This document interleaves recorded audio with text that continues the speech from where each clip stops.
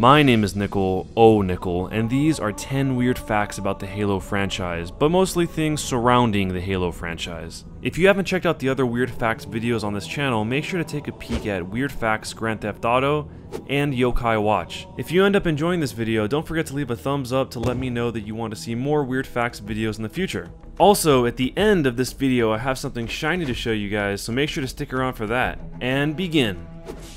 During a BBC segment on Amnesty International's criticism of the UN's involvement in the conflict in Syria, somehow a reference to Halo popped in. Amnesty International's logo is a candle in barbed wire. To the right of that logo was supposed to be the logo for the United Nations Security Council, but instead, the BBC unknowingly aired the logo for the United Nations Space Command, which is from Halo. The BBC later apologized for this, removing the logo from all future airings of the report and even blocked the clip on their online iPlayer service. Have you ever wanted to see what Master Chief's face looks like under the helmet? If you have the skills to make it through Halo 4 on Legendary mode, you'll see a sliver of Master Chief's face, but only his eyes. But what if you want to see more than just the eyes? At the end of Halo Combat Evolved, aka the first Halo game, when Master Chief flies away, that's supposed to be the last time you see him. But if you play the PC version, and yes, there was a PC version of Halo 1, you can use the console commands to detach the camera, and then make the camera chase after the ship to see what's underneath Master Chief's helmet. And here it is, the moment you've waited so long to see. Master Chief face reveal. And underneath the helmet is another helmet. Yep. Apparently Bungie knew that people would do this, and they just kept a helmet underneath Master Chief's helmet. So when he took it off, all you see is yet another helmet. Foiled. Firefly is arguably one of the most beloved Western sci-fi television shows ever, and several of the cast members come from director Joss Whedon's pool of recurring actors that he likes to use on his film and television shows. Although some of the actors from the Firefly cast have worked together on other projects, the bulk of the cast has worked together on something outside of the Whedonverse, Halo 3. The voiceovers of most of the Marines in Halo 3 are the cast of Firefly. In Halo 3 ODST, Nathan Fillion, the lead actor from Firefly, had even more of a prominent role as Edward Buck. In Halo 3 and ODST, some of the Marines will randomly say hi to Vera. This is a reference to the favorite gun of a Firefly character named Jane Cobb. Vera is actually the nickname. The real name of the gun is the Callahan Full-Born Autolock. It's a gun that has armor-piercing capabilities, so I guess the Marine misses his favorite gun. The Marines will also say, "Gee, it'd be nice if we brought some grenades, wouldn't it?" Which is a near-direct quote from the same character, Jane Cobb. And to top it all off, these lines were actually voiced by Adam Baldwin, who was the actor that played Jane Cobb in Firefly.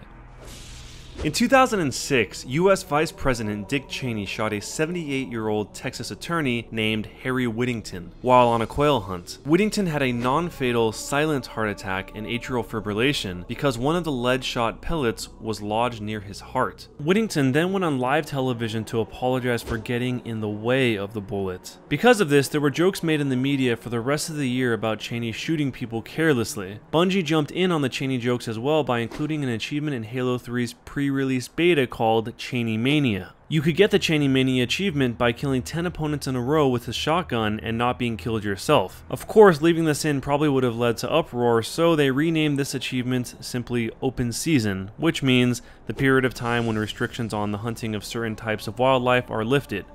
You know, like humans. Cheney Mania! Unfrickin' believable! There's been a lot of swatting going on in the live streaming community, which is when someone from the audience that finds the live streamer's address will call the police and make up a story so extreme that it will require the SWAT team or some other emergency service to show up at that person's house while they are live on the air. The devious audience member that called the police might get some laughs out of it, but it puts a live streamer into a very dangerous position because in most cases they are faced with a loaded weapon. The reason I mention this is because swatting doesn't only happen to live streamers. An executive of Bungie, the developers behind most of the Halo games, was also swatted in his home of Sammamish, Washington. Someone called in with a phone number masked to look like it came from inside of the house and claimed that there was a man with a rifle holding a family hostage that wanted $20,000 to release the family. The caller also said that there were explosives in the yard. The police of course responded to this as if it was an in-progress hostage situation, deploying officers on the ground and even a helicopter in the sky, with the SWAT team on standby ready to strike. Police honed in on the house for over 45 minutes before the Bungie executive eventually came out in his bathrobe, very confused. If the caller is found, he will face up to a year in jail and a $5,000 fine. This last part is speculation that I have seen surrounding this incident, but I thought it was worth mentioning. It's believed that the caller was a former Halo fan that was gravely disappointed in 343's latest Halo efforts and irrationally lashed out against the Bungie exec for allowing the Halo franchise to devolve to its current state. If this is true, this guy needs some professional help.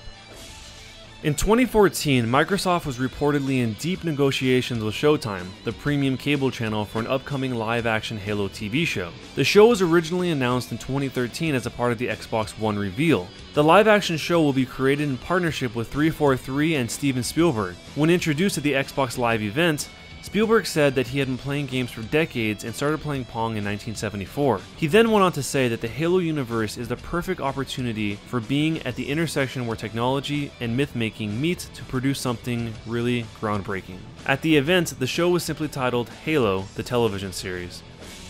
The first time Bungie ever introduced Cortana, the UNSC artificial intelligence from the Halo series, as a character was through the Cortana letters, which were cryptic emails sent during Halo Combat Evolved's production in 1999. The emails were sent from a Cortana at Bungie.com, and here's an example from the Bungie.org website that mentions these letters. The person that received this wrote, "I receive the oddest mail sometimes, but when it comes from Bungie software, it's even odder. The following cryptic mail arrived from Cortana." The first line of the first Cortana letter says, "I have walked the edge of the abyss. I have governed the unwilling," and then finishes with the line, "This is the way the world ends." Cortana's original design was based on the Egyptian queen Nefertiti. Nefertiti and her husband together worshipped only one god, Aten, or the sun disk. The two of them were responsible for the creation of an entirely new religion that changed Egypt's religious ways from that point forward. The voice actress who plays Cortana also voices Princess Peach, Toad, Zoe in Left 4 Dead, and several characters in Dota 2. Ensemble, the developers behind Age of Empires, started developing a Halo MMO in 2006 that was ultimately cancelled. Here's a screenshot of what the game might have looked like. The project was codenamed Titan. Dusty Monk, formerly of Ensemble, said that they had everything in the right place. Plenty of great talent, the right people, the right passion, and the phenomenally successful Halo IP. So why didn't it come to be? Monk said, quote, "Microsoft was looking really hard at the Nintendo Wii, and they were really excited by the numbers that the Wii was turning. So part of this changing of the guard at Microsoft came along with the changing of the attitude to this very expensive, very long, very protracted $90 million USD project that we were working on. To cut a long story short, Titan was closed down." Early in Bungie's history, the team focused on making games for the Macintosh since programmer Jason Jones had been raised on the platform. In 1993, they debuted their game Pathways into Darkness at Macworld and won Best Role-Playing Game. Their following game, Marathon, was also shown at Macworld, and Bungie had a huge spike of interest for the game. It was commonly referred to as the Mac alternative for Doom and System Shock, which were DOS PC games only at the time. So it was only natural that Halo's 1999 public unveiling would also take place at Macworld because the game was also supposed to be for Mac. Even Apple's Steve Jobs enthusiastically introduced the game himself at the event. But the following year, Microsoft announced that it had bought Bungie, which gave them exclusive publishing and distribution rights to Halo.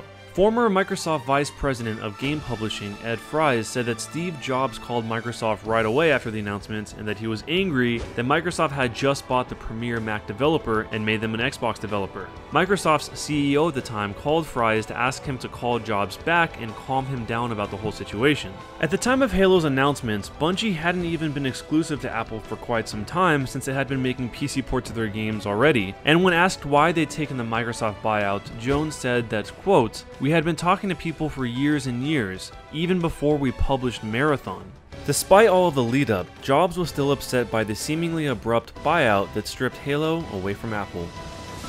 During the marketing campaign for Halo 2, jars of honey were sent to people that had previously participated in alternate reality games. Each of these jars contained letters that, when arranged properly, spelled out "I love bees." At the end of the theatrical trailers for Halo 2, below the Xbox logo, the Xbox.com URL would change quickly to ilovebees.com. The two events were unconnected for several weeks, and the website ilovebees.com itself was dedicated to honey sales and beekeeping, but then the page appeared to be hacked and even had a countdown. So of course visitors to this webpage investigated further. Here's a little bit of the story behind the I Love Bees game. In the future, an alien artifact splits the UNSC AI named Melissa into 3 parts. One of those parts stays in the future and is called Durga. The other 2 are sent back in time to the I Love Bees website. And by the way, Melissa is also the Greek word for bee. The 2 parts that are sent back in time are called the Operator and the Sleeping Princess. Alongside the Sleeping Princess is a Trojan Horse AI, which is the reason the Operator tries to kill the Sleeping Princess, based on the false belief that the Sleeping Princess is the Trojan Horse. The Trojan Horse was actually sent by the Covenant and is the Seeker. Players were then given 210 pairs of GPS coordinates and time codes with each GPS coordinate. But eventually, a pattern in the coordinates was found. Each location shared one thing in common: payphones. The times given were when the payphones would ring, and the players would be able to directly interact with the Operator or the Sleeping Princess in order to learn more about the plot and which faction the player would join. Of course, this intrigued people deeply because it gave people the opportunity to ask questions directly to somebody in character as the Operator or the Sleeping Princess to find out more information about this huge mystery. They were so intrigued by this that one player even tried waiting by one of the payphones during a hurricane, and the Operator had to break character to tell him, "Dude, it's a hurricane, put the phone down." Meanwhile, in the future, Durga assembles a crew to deactivate the alien artifact, which might have kept the Halo array from activating. This causes all the fragments to return to the future and merge back into Melissa. The Covenant then invades Earth and Halo 2 begins. So where does that leave all the players that were running around to these payphones? The I Love Bees game ended by sending invitations to players to visit a cinema where they could have a chance to play Halo 2 before it was released. References to the events of the I Love Bees alternate reality game have appeared in a 2006 Halo graphic novel and the 2009 Halo Encyclopedia, both of which are official Halo canon. My name is Nickel, Nickel, and if you want to see Grand Theft Auto Pokemon Edition, make sure to click on the thumbnail that's on the screen right now. Or if you want to see another Weird Facts video, you can click on that as well. But if you want to see what's in this box that's sent by YouTube, then stick around and I will open it for you. But first, I wanted to say I hope you enjoyed the Halo video, and if you did, actually leave a like if you were one of the people that actually did that. Let me know about down below in the comments, and I will say thank you to you and have a little comment chat with you. But now let's get on to opening this and see what's inside. Okay, so first we got some bubble wrap. We're gonna pull that off. Pull the bubble wrap off. So let's open the box of chocolates and see what is inside. Oh, we got a letter. The letter says, "You've just done something very few YouTube creators have accomplished. You have an astonishing 100,000 people subscribed to your channel. We know that numbers on YouTube can get really big, but we hope you don't lose sight of the reality behind that 6-digit milestone. Each and every person who has subscribed to your channel was touched by what you did. They were inspired or challenged or entertained. You made it to this milestone with hard work, perseverance, and chances are a healthy sense of humor. What you have accomplished can't be taken away from you. And we'd like to recognize you and all of your hard work with this silver play button, a small token of our esteem and respect." Wow, jeez. "We know you don't do this for rewards.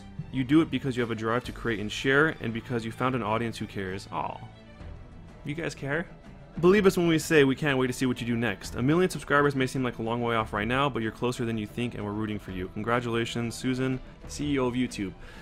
1 million subscribers does seem like an impossibly far off distance, but yes, I'm very happy to have this. This is very cool. That's a letter right there. And there it is! The silver play button. Having this in my hand makes me think of all the times that I've watched other people open awards like this on YouTube, and I always remember having the thought of, whenever they would say, "Oh, thanks for the support," I would always think it was like, oh, that's kind of a weird generic way to brush off what a huge thing that is. But now that I'm in this position where it's actually in my hands after what feels like for so long, it's interesting because I see it from their perspective now. Like, there isn't really any other words that you would say. But back then I would think like, oh, I'll have a really creative way to say something much better that would be more aligned with what I'm actually feeling. But now that I'm here, it's like, if I think about it, anything else that's over the top just sounds like it's not even real. And saying stuff like, "Thank you for the support," is something that resonates with people because they understand what that means. So it's weird. I never thought about it from this perspective before. I don't know, that's just a random thought that I had, but I'll just say the best thing I possibly can in the situation, given what I just said right before this, and that is just thank you. Thank you for continuing to support this channel, and I hope you do stick with me all the way through and continue to support all the new series that I'm trying out, like the Grand Theft Auto Pokemon series or whatever else we might try out. Any support on any new series is hugely appreciated. So I will see you guys down below in the comments and in the next video. Bye guys.